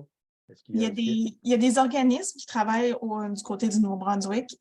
Il n'y a pas d'organisme de bassin versant comme au Québec. Ce n'est pas géré de la même manière. Par contre, on a quand même des organismes très, très actifs. Puis on travaille en partenariat avec eux là, dans différents projets. Là, on se sépare vraiment le territoire, puis les sujets aussi. Donc, il y a beaucoup, 2 ou 3 organismes qui travaillent sur le territoire du bassin versant de la rivière Restigouche. Donc, il y a des portions québécoises et des portions québécoises et Nouveau-Brunswick. Donc, Par contre, la communication reste très bonne avec ces organismes-là et les projets en cours. OK. Merci. Est-ce que dans la salle, il y a des questions? On dirait que non. Oh, Christian Besnier, une question? Oui, dans le fond, c'est pour savoir, disons qu'il y a des agriculteurs qui auraient des projets là, comme de faire comme du retrait là, des bagues qui seraient dans des milieux humides ou dans des zones ce serait mieux pas. Est-ce qu'il y a un financement qui est facile d'accès pour eux pour être capable d'aménager, restaurer ces zones-là? Est-ce que vous faites juste un projet à la fois? C'est quoi les procédures? Là? Comme disons qu'il y aurait des agriculteurs qui savent qu'ils sont proches qui voudraient orienter leurs prochaines actions. Il y a plusieurs de nos projets qui ont été faits avec Prime Vert, mais souvent, on passe par les clubs conseils, par la MAPAC. Donc, on fait plusieurs. C'est pas plus difficile de faire plusieurs entreprises à la fois pour le même projet. Donc, moi, ce que je vous conseille, c'est d'aller chercher plusieurs entreprises puis faire le projet ensemble. C'est beaucoup plus porteur aussi là, de l'impact. Puis, il y a quand même des subventions disponibles là, de votre côté. Moi, j'aurais envie de vous référer à votre club conseil ou à la MAPAC là, qui ont des projets, des subventions disponibles. Merci de ta question, Christian. Est-ce qu'il y a d'autres questions? Une fois, 2 fois, 3 fois. Mais merci beaucoup, mesdames. C'était très intéressant. Puis, on continue de vous encourager dans votre bon travail pour préserver cette ressource essentielle qui est notre eau. Alors, donc, pour notre dernière présentation de la soirée, nous accueillons M. Olivier Chénard de la ferme Chénard de Sainte-Luce. Olivier est diplômé de l'ITA de la Pocatière en 2011. Il est également détenteur d'un diplôme de mécanique agricole. Il est la relève de la ferme Chénard de Sainte-Luce et depuis 2015, il a démarré sa propre entreprise, la ferme Auchêne de Luceville, je crois. Et on a pu voir dans tes yeux, il est également papa de 4 enfants. Fait que cette nouvelle génération-là, là, ils n'ont pas peur de faire des enfants puis de repeupler le Québec. Bravo. Alors, sans plus tarder, Olivier, je vous laisse l'écran. Oui, merci, M. Babin. Pas long, je vais. Attendez, là. Attendez, il faut que.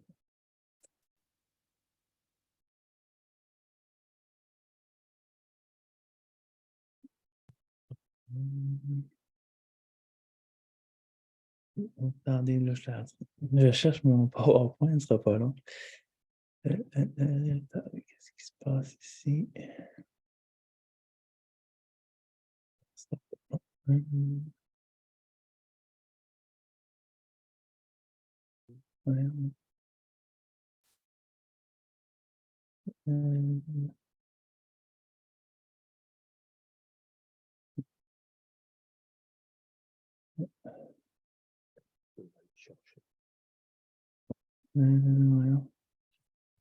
Un petit peu de difficulté à mettre mon PowerPoint, ce ne sera pas bien long. Ça marchait bien tantôt, pourtant. Voilà, nous y sommes. Bon, là, je vais le remettre. Attendez, là, moi, je n'ai pas trop. On va commencer du début. Bon.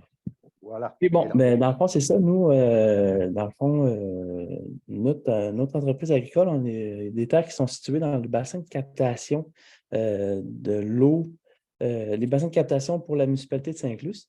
Fait que dans le fond, depuis 2014, il y a eu dans le fond, la municipalité avait des craintes sur la qualité de leur eau par rapport aux nitrates, puis des problématiques dans l'eau. Fait qu'il a été mis en place, dans le fond, des études pour voir qu'est-ce qu'on pourrait améliorer surtout que c'est zoné agricole. dans la captation et notre entreprise aussi. Là, fait que là, ça, c'est tous les partenaires qu'il y a eu qui ont investi ou qui ont aidé dans le territoire du bassin versant. Puis depuis 2014, il y a eu au-dessus d'1 million de dollars qui a été investi sur le territoire, là, pas sur mon entreprise, là, mais pour préserver, aménager des haies et tout ça. Fait que là, on peut voir qu'il y a 7 entreprises agricoles qui sont dans le territoire. C'est ça. Fait que là, après ça, c'est ça. Comme je parlais tantôt, c'est le trou de nitrate dans l'eau qui était problématique. Puis on veut aussi aider à améliorer la biodiversité dans le milieu de captation de la municipalité. Et c'est ça. Alors, là, ça, on peut voir, ça, c'est le bassin versant des captations. Les points, c'est en bleu et en vert, c'est les puits de captage qui captent l'eau pour alimenter les citoyens de la municipalité de Saint-Inclus et de Luceville. Dans le fond, là, c'est comme 2 villages qui ont fusionné. Et tout ça, c'est tout le bassin et les zones à respecter virologiques et bactériologiques. Fait que, comme ici, toutes les entreprises, ça, c'est tous des champs en culture. Nous, ici, on est situé plus ici. Fait que c'est ça. Fait que dans le fond, tout ce territoire-là a eu des aménagements qui ont été faits. On va continuer. Chez nous, c'était ici, la problématique, c'était qu'à la fonte des neiges, l'eau s'écoulait et allait dans des zones, dans des coulées et était perdue. Dans le fond, elle ne se faisait pas capter dans les captations. Fait que nous, ici, on voyait des pentes. Puis nous aussi, c'était dur de cultiver ces parties-là. L'eau restait... après ça, l'eau restait en surface dans le ruisseau, puis c'était pas très cultivable. Fait qu'on a décidé, nous, notre entreprise, avec la municipalité, et, dans le fond, c'est Terreo qui était le chargé de projet de la municipalité pour faire les aménagements. On a décidé, nous, de faire un aménagement pour conserver l'eau puis aider la biodiversité dans la captation. Fait que là, ici, comme je vous ai parlé, à la fonte des neiges, il y avait beaucoup d'eau qui était perdue, qui était envoyée dans les coulées et justement, au bout de ça, il y avait des captations. Fait que l'eau était, souvent, elle pouvait être contaminée par les minéraux sur le sol ou s'il y avait de l'érosion hydrique. Alors, c'est ça. Fait que nous, ça, dans le fond, il y a eu un cahier de charges qui a été fait aussi, puis un cahier pour, mettons, des procédures à suivre pour aider l'amélioration de la biodiversité et de préserver l'eau. C'est sûr qu'il y a une compensation. Nous, on a une compensation de la municipalité sur certaines choses à faire. Et aussi, la municipalité s'engage aussi dans certaines choses avec l'aide d'organismes. Et là, c'est ça. Là, après ça, on va continuer. Ici, on voit qu'il y a eu des aménagements qui étaient faits, dans le fond, des haies brise-vent pour justement garder empêcher l'érosion éolienne et aussi améliorer, parce que dans le captation, il n'y avait pas beaucoup d'arbres en bordure des champs. Fait en créant des haies brise-vent comme ça, ça permettait d'améliorer la biodiversité, les animaux, puis tout ça. Aussi, ça sert aussi de corridor parce qu'il y a les zones boisées sur le territoire. Il y a beaucoup de terres agricoles entre, puis ça permettait éventuellement, quand les arbres vont pousser, on va pouvoir voir peut-être des corridors pour que les animaux aillent d'une zone boisée à l'autre. Ça, c'est des aménagements qui étaient faits en bordure des champs. Aussi, dans le fond, comme là, pour le milieu humide, c'est ça. Nous, on a fait, où qu'on voyait tantôt que c'était le champ d'avoine et tout ça, ben, on a fait faire des digues à plusieurs points. Et ça a créé des bassins. Les bassins, dans le fond, au printemps, avec la fonte des neiges, les bassins se remplissent d'eau. Ça, c'était à l'origine, c'est lors des travaux. Il y en a 3 bassins sur notre propriété et il y en a 2 autres qui sont sur une terre d'un voisin. On peut voir qu'il y a 4 bassins et ça comprend 3,3 hectares dans le fond Et ça, dans le fond, les bassins, ça permet en plus de recharger, mettons, que l'eau de la municipalité, l'eau du printemps reste sur le territoire et non, elle s'en va directement par les coulées et tout ça. Fait que là, on peut voir, ça, c'est les travaux qui ont été faits. Maintenant, c'est ce que ça donne. L'image, on peut voir là, qu'est-ce que c'est rendu, dans le fond, avec la végétation qui a poussé. Ça, c'est au printemps, dans le fond, après la fonte des neiges, même c'est plus dans l'été. Ça, on voit le nombre d'eau. Fait que chaque bassin, on peut voir chaque bassin qui a été fait, le volume de rétention d'eau que peut contenir les bassins. Les 3 qui sont situés chez nous, dans le fond, c'est les 3 rouges qui peuvent avoir la capacité Fait que tout ça, dans le fond, ça permet en sorte que la municipalité c'est sûr que l'eau, elle va s'infiltrer et à un certain nombre de temps, elle va s'en aller dans des galeries de captation. Fait que là, ça permettait d'emmagasiner de l'eau pour la municipalité. Et en même temps, ben, ça fait un excellent milieu humide. Depuis ce temps-là, on voit beaucoup de canards et des quenouilles, puis même des grenouilles. Fait que c'est ça. Fait que là, en plus, nous, dans le fond, ce qu'on a fait, on voit encore avant que la végétation pousse, on a fait des bandes riveraines élargies aussi. On voit les arbres, ça a été des cèdres et tout ça, pour justement éloigner un peu les zones de culture, faire en sorte que dans le fond, surtout que c'était des pentes autour, pour faire en sorte qu'il y ait moins d'érosion hydrique et peut-être de polluants qui vont aller dans l'eau. Fait que là, ça, c'est les zones. Après ça, on va voir un autre diapositive. Puis c'est ça, les espèces, c'est surtout des espèces d'arbres qu'on a plantées. C'était surtout des espèces indigènes dans notre région, dans le fond. L'érable argenté, ben, viorne, sureau, du cèdre, d'épinette. Fait que même aussi, on a du chêne un peu rouge, des places qui sont moins en zone humide.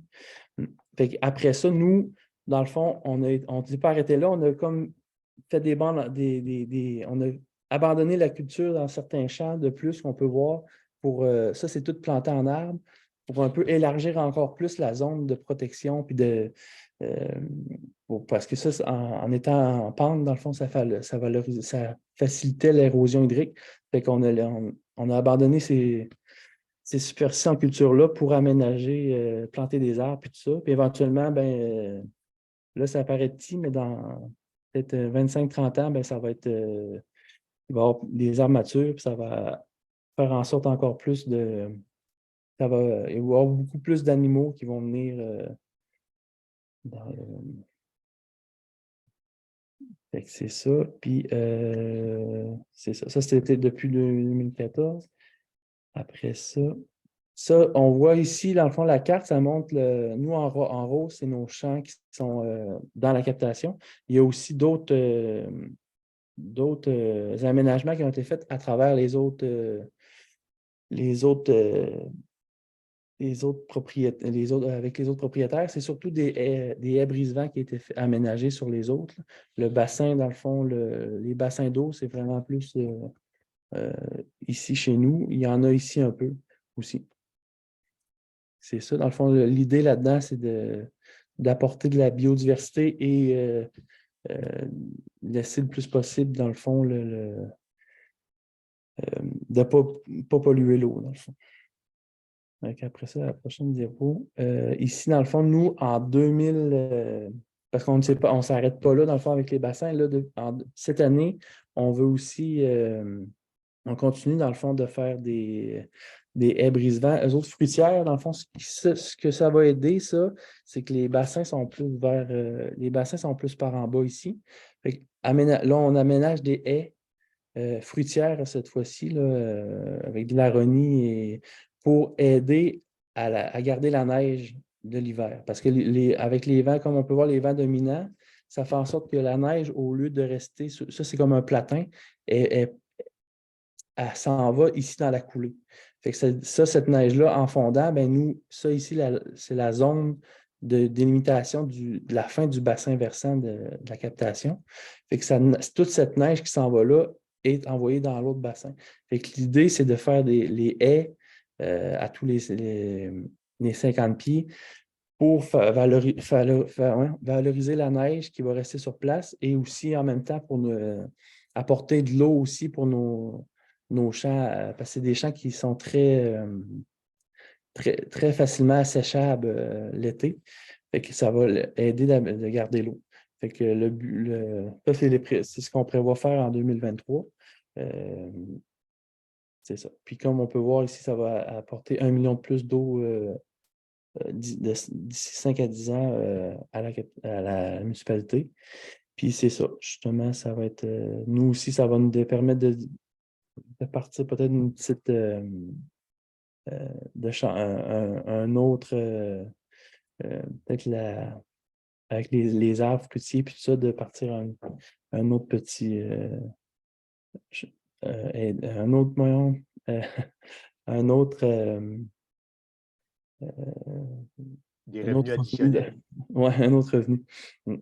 Alors, c'est ça pour ça. Puis, en conclusion, c'est ça. Dans le fond, nous, on trouvait ça important de valoriser le bassin versant puis d'aider à la conservation de l'eau potable de Saint-Luce. C'est sûr que Saint-Luce, eux autres, sont avec nous là-dedans parce que c'est pour préserver l'eau des citoyens puis tout ça. Et le but aussi, c'est dans le fond, en faisant ça aussi, on essaie d'améliorer les sols, augmenter la matière organique pour aider le plus possible de capter le nitrate qui ne soit pas libéré, qui ne s'en va pas dans l'eau avec Et aussi, dans le fond, c'est ça. Fait qu'on peut... je ne sais pas si c'est un peu rapide, mais en tout cas, j'espère que ça a un peu répondu à des questions ou en tout cas, c'était ça notre projet, dans le fond, qu'on a fait depuis 2014. Fait que, merci. Oui, Olivier. Bon, vous avez quand même, on peut dire que vous avez sacrifié une certaine partie de superficie pour faire ces travaux-là. Quand on dit qu'on sacrifie de la superficie agricole, c'est une perte de revenus, à tout le moins à court terme. Peut-être qu'il va y avoir des productions que vous avez plantées, mais qui vont rapporter dans un certain nombre d'années. Votre grande motivation derrière ça, c'était vraiment là, parce qu'il y a beaucoup d'altruistes là-dedans. Là. Vous n'avez pas juste pensé à vous, vous avez pensé à votre communauté. C'était quoi qui a été les éléments de motivation derrière tout ça? C'est surtout que justement, l'idée, c'est qu'on avait une autre qualité à Saint-Luce, puis de la préserver. Puis nous, on se trouve. Oui, c'était des superficies cultivables, mais on trouvait que c'était des places un peu plus avec des pentes, que c'était moins facile à travailler. Fait qu'on était prêt à sacrifier un peu ça pour aider. Puis nous aussi, on aime bien ça, la nature et les arbres. Fait qu'on savait qu'en faisant des aménagements comme ça allait valoriser mettons, les oiseaux. Oui, depuis qu'on a fait des aménagements, on voit qu'il y a beaucoup de canards, des familles de colverts qui sont établies dans les étangs. Après ça, puis les arbres aussi, il y a des arbres qui éventuellement, ça va être des arbres plus matures, puis tout ça. Fait que c'est pour ça que nous, c'était pas un... Oui, ça pouvait être une perte de revenus parce qu'on n'avait plus de revenus agricoles, mais c'est aussi une valeur écologique. Là, puis, Advenant que vous auriez besoin d'irrigation pour une production, est-ce que vous auriez accès à prendre une certaine quantité d'eau de ces bassins-là ou que vous avez une entente avec la municipalité, étant donné que c'est de l'eau potable? Oui, je pense que ça reste que c'est chez nous, mais dans l'entente, je ne pense pas oui, on pourrait irriguer sûrement pour. C'est sûr que, par exemple, dans les périodes secs qu'on a eues dernièrement, on voit que les étangs, l'eau baisse beaucoup. Là, mettons, fin juillet, début août, là, on voit que le principal affluent d'eau est au printemps à la fonte des neiges. OK. c'est pour ça, d'où qu'on veut améliorer encore plus la capacité du bassin à garder sa neige, dans le fond, dans le territoire. Mhm. Merci, c'est intéressant. Est-ce qu'il y a des questions dans la salle? Oui, j'ai 2 participants. OK. Marjolaine Bernier-Leduc.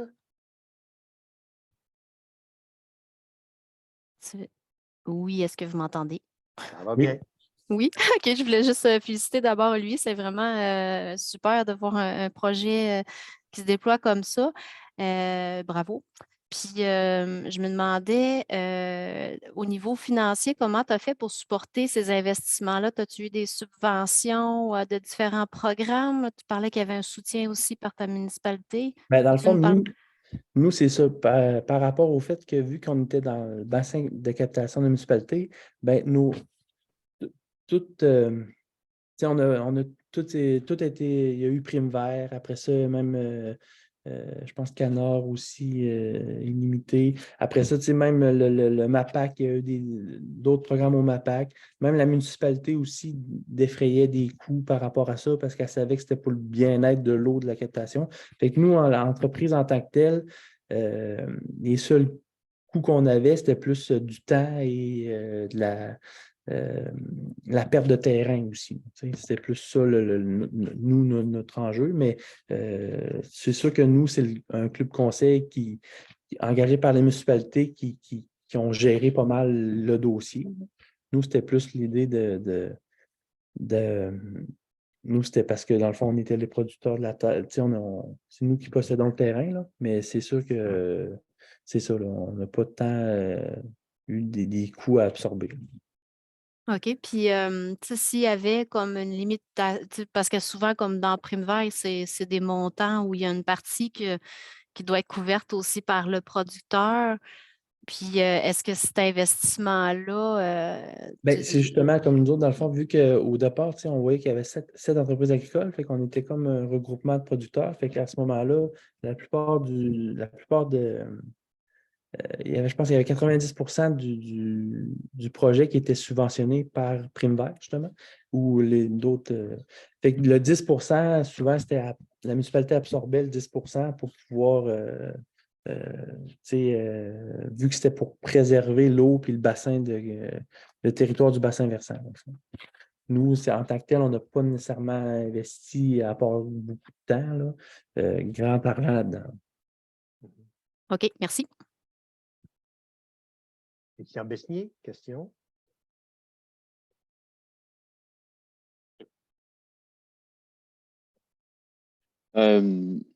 Non, c'était pas vraiment une question, c'était vraiment pour féliciter du beau projet et la participation que tu as faite. C'est vraiment intéressant comme projet. J'espère que ça va en inspirer bien d'autres. Juste encore félicitations Merci. d'avoir participé à ce projet-là. C'est un peu le but de nos webinaires, c'est justement, là, à partir d'exemples concrets là, réalisés par des producteurs, c'est de montrer aux autres producteurs qu'il y a possibilité de faire des choses, puis pour le bénéfice de la communauté, mais également pour le bénéfice des producteurs eux-mêmes. C'est un beau travail. Félicitations. Merci. Est-ce qu'il y a d'autres commentaires? Je dirais que non. Bien alors, mine de rien, nous avons passé à travers notre programme, qui est très intéressant. Je tiens à vous remercier, chers panélistes qui avaient alimenté là, de propos très intéressants. Avant de terminer, je veux vous mentionner que les prochains webinaires vont traiter de connectivité écologique et également de biodiversité des sols. Les dates vous seront communiquées, ne sont pas encore déterminées à l'heure actuelle, mais seront communiquées ultérieurement. Et également, nous allons lancer au début de l'été la campagne de valorisation des entreprises qui ont fait des aménagements favorables à la biodiversité. Je peux penser qu'Olivier, peut-être là, que tu seras interpellé. Donc, nous allons être en mode de recherche d'entreprise. La campagne va être déployée par les syndicats locaux de l'UPA des quatre régions, où qu'est-ce qu'on veut faire, c'est de cibler des entreprises qui ont fait des aménagements Il va y avoir des affiches qui vont être fournies là, pour mentionner là, le bon travail là, des entreprises qui sont des amis de la biodiversité. Et il va y avoir également là, un suivi médiatique là, qui va être fait autour de tout ça.